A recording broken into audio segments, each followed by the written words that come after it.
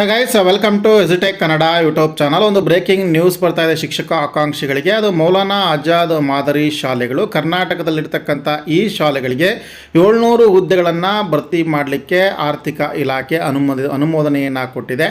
ಮೇ 23ನೇ ತಾರೀಕು ಆರ್ಥಿಕ ಇಲಾಖೆ ಅನುಮೋದನೆಯನ್ನು ಕೊಟ್ಟು ಆದೇಶವನ್ನು ಹೊರಡಿಸಲಾಗಿರುತ್ತೆ.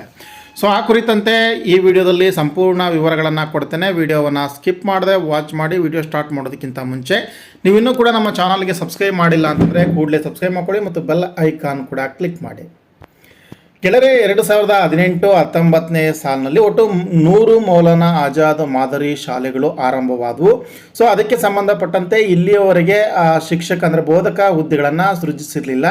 ಈಗ ಬೋಧಕ ಹುದ್ದೆಗಳ ಸೃಜನೆ ಆಗಿರುವಂಥದ್ದು. ಇದು ಅಲ್ಪಸಂಖ್ಯಾತರ ನಿರ್ದೇಶನಾಲಯದ ಅಧೀನದಲ್ಲಿ ಬರ್ತಕ್ಕಂಥ ಒಟ್ಟು 100 ಮೌಲಾನಾ ಆಜಾದ್ ಮಾದರಿ ಶಾಲೆಗಳಿಗೆ, ಪ್ರತಿ ಶಾಲೆಗಳಿಗೆ 7 ಹುದ್ದೆಗಳಂತೆ ಒಟ್ಟು 700 ಹುದ್ದೆಗಳನ್ನು ಕೆಳಗಂಡಂತೆ ಸೃಜನೆ ಮಾಡಿ ಆರ್ಥಿಕ ಇಲಾಖೆ ಅನುಮತಿಯನ್ನು ಕೊಟ್ಟಿರುವಂಥದ್ದು.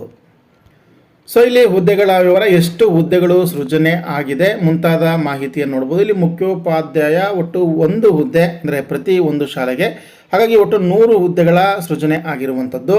ಹಾಗೆ ಕನ್ನಡ ಭಾಷಾ ಶಿಕ್ಷಕರು ಒಟ್ಟು 100 ಹುದ್ದೆಗಳು, ಆಂಗ್ಲ ಭಾಷಾ ಶಿಕ್ಷಕರು 100 ಹುದ್ದೆಗಳು, ಹಾಗೆ ಉರ್ದು ಭಾಷಾ ಶಿಕ್ಷಕರು 100 ಹುದ್ದೆಗಳು, ಗಣಿತ ಭಾಷಾ ಶಿಕ್ಷಕರು 100 ಹುದ್ದೆಗಳು, ವಿಜ್ಞಾನ ಭಾಷಾ ಶಿಕ್ಷಕರು 100 ಹುದ್ದೆಗಳು ಮತ್ತು ಸಮಾಜ ವಿಜ್ಞಾನ ಭಾಷಾ ಶಿಕ್ಷಕರು 100 ಹುದ್ದೆಗಳಿದೆ.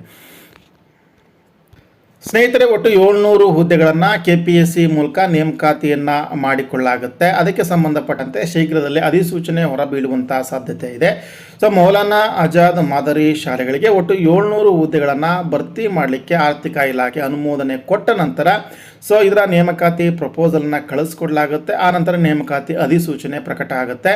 ಶೀಘ್ರದಲ್ಲಿಯೇ ಶಿಕ್ಷಕ ಆಕಾಂಕ್ಷಿಗಳಿಗೆ ಒಟ್ಟು 700 ಹುದ್ದೆಗಳು ನೋಟಿಫಿಕೇಶನ್ ಆಗಲಿದ್ದು ಆಸಕ್ತರು ಮತ್ತು ಉದ್ಯೋಗಾಕಾಂಕ್ಷಿಗಳು ಇದರಲ್ಲಿ ಉದ್ಯೋಗವನ್ನು ಪಡೆಯಬಹುದು.